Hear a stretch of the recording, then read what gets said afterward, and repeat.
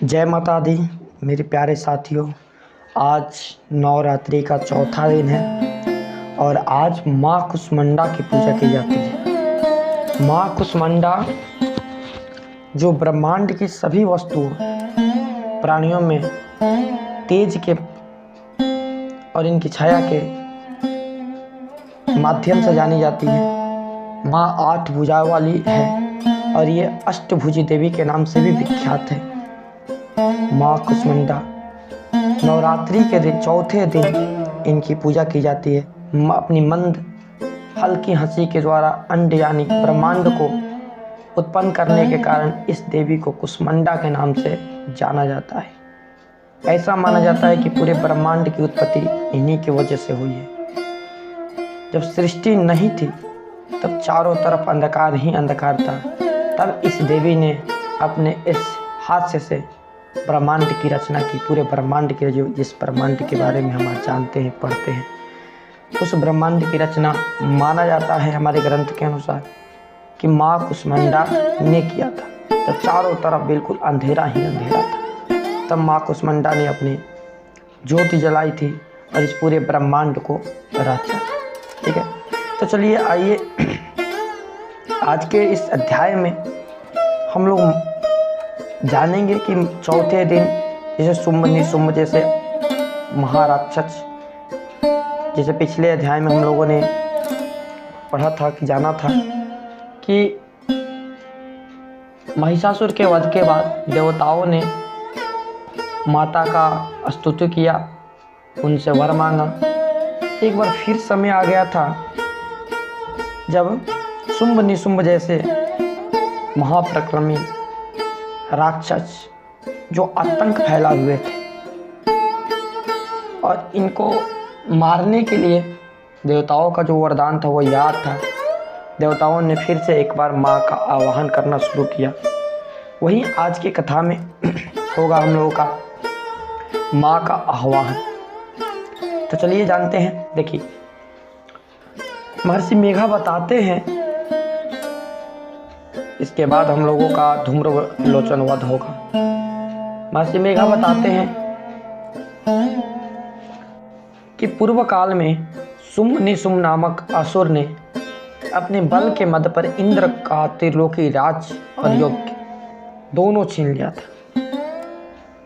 अपने बल से इंद्र का फिर से हराकर सारे राज्य और यज्ञ का भाग भी छीन लिया था और वे दोनों इसी प्रकार सूर्य, चंद्रमा, धर्मराज और वरुण के भी अधिकार छीन लिए थे और उनका अधिकार छीनकर वे स्वयं राजा बन बैठे थे।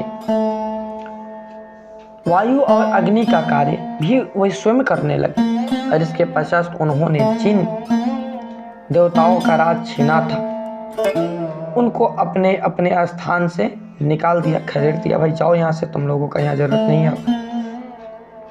और इस तरह अधिकार छीने हुए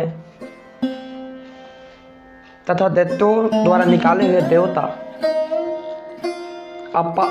अपराजित होकर देवी का स्मरण करने, उन्हें याद है कि अरे माता ने तो वचन दिया था ना, चलो एक बार फिर माता को बुलाते हैं। स्मरण करने उन्होंने कहा कि देवी को हमको वर दिया है कि तुम्हारी संपूर्ण विपत्तियों को मैं नष्ट करके रक्षा करूंगी। ऐसे विचार कर सब देवता हिमालय पर गए और भगवती विष्णु माया की स्तुति करने लगे। सभी देवता माता का बुलाने लगे, आह्वान करने। देवताओं ने कहा कि हे देवी को नमस्कार है, शिवा को नमस्कार है, प्रकृति और भद्रा को नमस्कार है, हम लोग रौद्रा, नित्य और गौरी को नमस्कार करते हैं।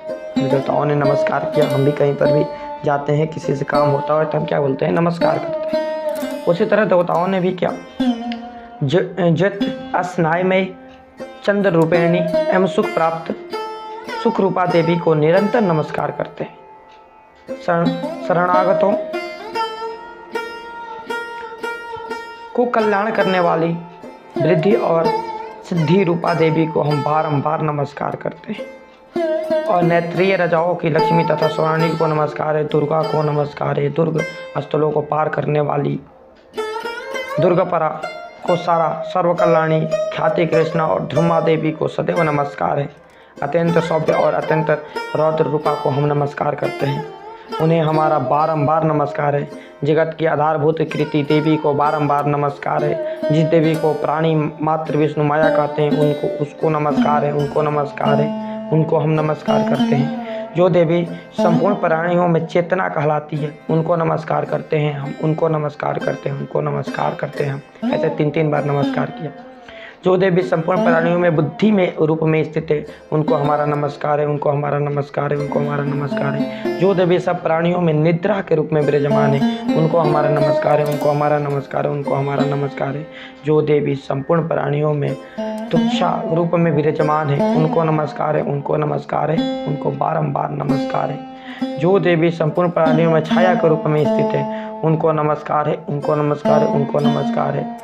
जो देवी सब प्राणियों में शक्ति के रूप में स्थित है उनको नमस्कार है, उनको नमस्कार है, उनको नमस्कार है। जो देवी संपूर्ण प्राणियों में तृष्णा के रूप में स्थित है उनको नमस्कार है, उनको बारंबार नमस्कार है, उनको बारंबार नमस्कार है। जो देवी सब प्राणियों में शांति के रूप में स्थित है उनको नमस्कार है, उनको नमस्कार है, उनको बारंबार नमस्कार है।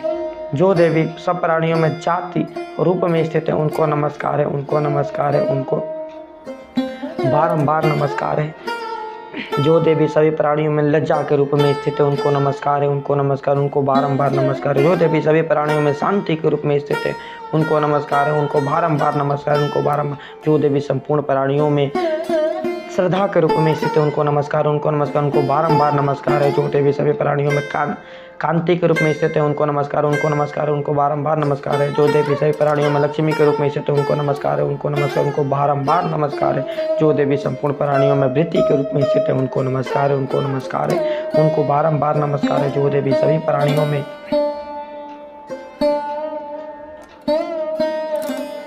स्मृति के रूप में विराजमान है उनको नमस्कार है, उनको नमस्कार, उनको बारंबार नमस्कार। जो देवी सभी प्राणियों में दया के रूप में स्थित है उनको नमस्कार है, उनको नमस्कार, उनको बारंबार नमस्कार है। जो देवी सभी प्राणियों में दृष्टि के रूप में स्थित है उनको नमस्कार, उनको नमस्कार, उनको बारंबार नमस्कार। जो देवी सभी प्राणियों में मातृ रूप में स्थित है उनको नमस्कार, उनको नमस्कार, उनको बारंबार नमस्कार है। जो देवी संपूर्ण प्राणियों में भ्रांति के रूप में स्थित है उनको नमस्कार है, उनको नमस्कार, उनको बारंबार नमस्कार। जो देवी समस्त जीवों में इंद्राणी की स्वामिनी है और जो संपूर्ण प्राणियों को नित्य व्याप्त करती है उनको नमस्कार है, उनको नमस्कार, उनको बारंबार नमस्कार। जो देवी चैतन्य रूप में इस संसार को व्याप्त करके स्थित है उनको नमस्कार, उनको बारंबार नमस्कार है। पूर्व काल में देवताओं ने अपने अभिष्ट फल पाने के लिए जिसकी स्तुति की है, देवराज इंद्र ने बहुत दिनों तक जिनका सेवन किया है वह कल्याण करे, सदना भूता ईश्वरी का हमारा कल्याण करे, मंगल करे, हमारी विपत्तियों को नष्ट करे। असुरों के सताए हुए हम सभी संपूर्ण देवताओं का परमेश्वरी को इस समय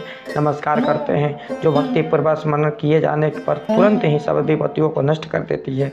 वह जगदम्बा इस समय हमारी मंगलमय करे, हमारी समस्त विपत्तियों को दूर करे। महर्षि मेघा ने कहा कि जब इस प्रकार देवता स्तुति कर रहे थे तो उसी समय पार्वती देवी गंगा में स्नान करने आई थी।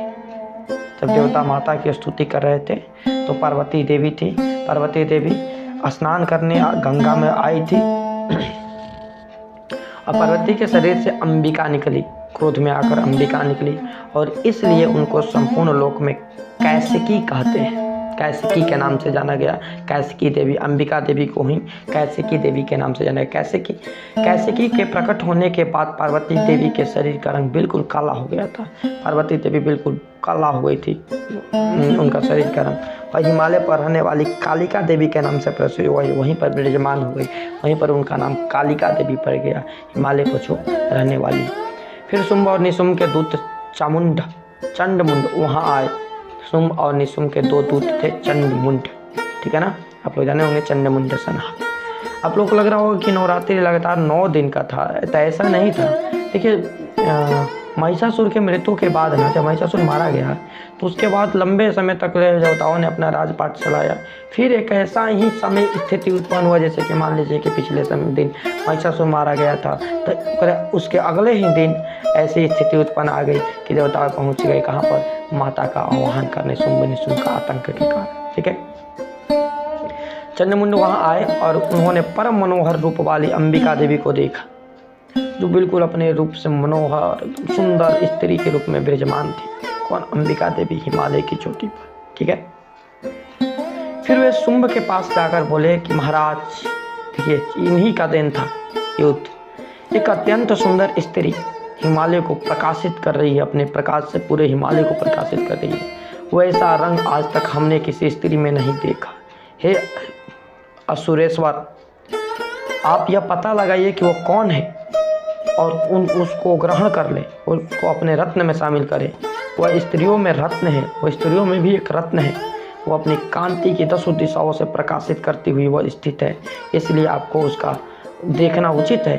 हे प्रभु, तीनों लोकों में हाथी, घोड़े और मणि इत्यादि जितने रत्न हैं वे सब इस समय आपके घर में शुभयान है। जितने भी तीनों लोकों में रत्न है सब आपके घर में है प्रभु। और हाथियों में जो रत्न है, मेरावत हाथी जैसे उच्च श्रवा नामक घोड़े जो आपने इंद्र से लिया था, हंसों द्वारा जुता हुआ विमान जो ब्रह्मा जी के पास था अब भी आपके पास है।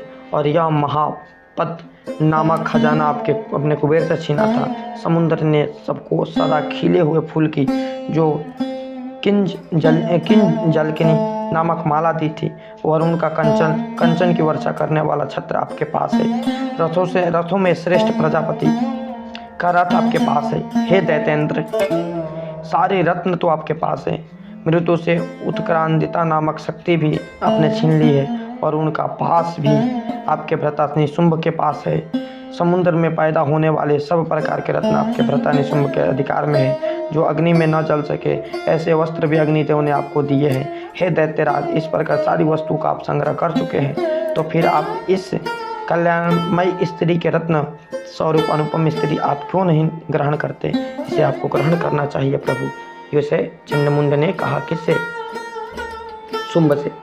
देवराज इंद्र का वाहन ऐरावत भी मेरे पास है, जो मैंने उनसे छीन लिया था, और उस ईश्वर नामक घोड़ा क्षीर सागर के मंथन से प्रकट हुआ था, और जो वह देवता भी मुझे समर्पित किया है।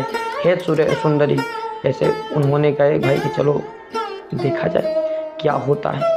सारे चीज लेकर तो शुंभ ने क्या किया कि अपने दूत को भेजा कि जाओ उस सुंदरी से, ये मेरा सारे बखान उस सुंदरी से करना, अपनी माता से करना।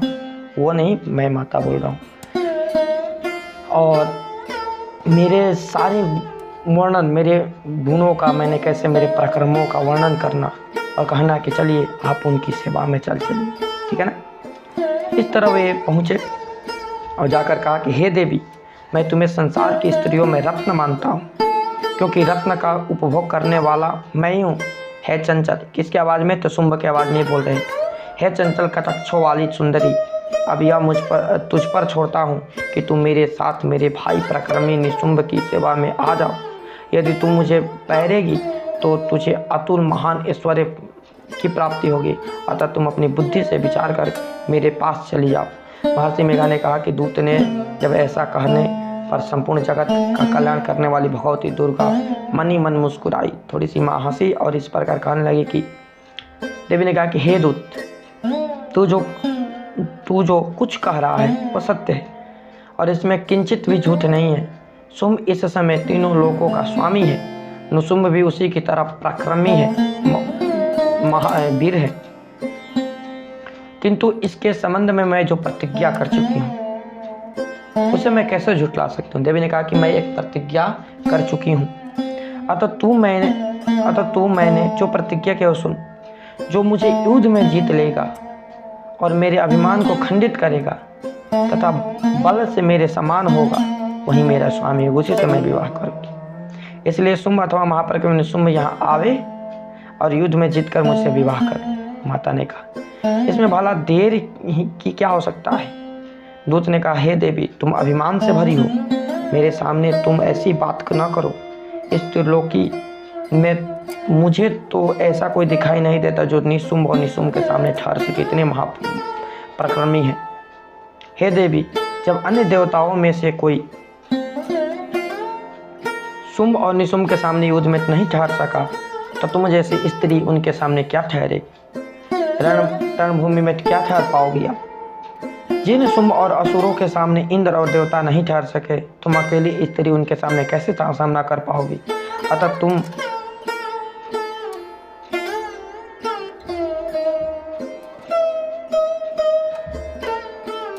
अतः तुम मेरा कहना मानो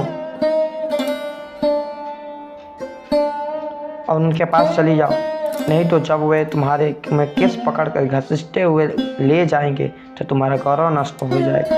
इसलिए मेरी बात मान लो देवी। तो देवी ने कहा कि जो कुछ मैं तुमने कहा ठीक है। शुंभ और निशुंभ बड़े बलवान हैं, लेकिन मैं क्या कर सकती हूँ। वो हंस रही थी, मुस्कुरा रही थी माँ। क्योंकि मैं बिना अपने प्रतिज्ञा जब कर चुकी हूँ तो मैं अपना प्रतिज्ञा नहीं पूरा करूँगी तो कैसे जा सकती हूँ। मैं नहीं जा सकती, इसलिए तुम जाओ और मैंने जो कहा है वह आदर पूर्वक असुरेंद्र से कह दो। इसके पश्चात जो उचित समझे वह करे, ठीक है ना। दूत जो है चला गया निशुंभ के पास में, जाकर सारा वृतांत सुनाया, ठीक है।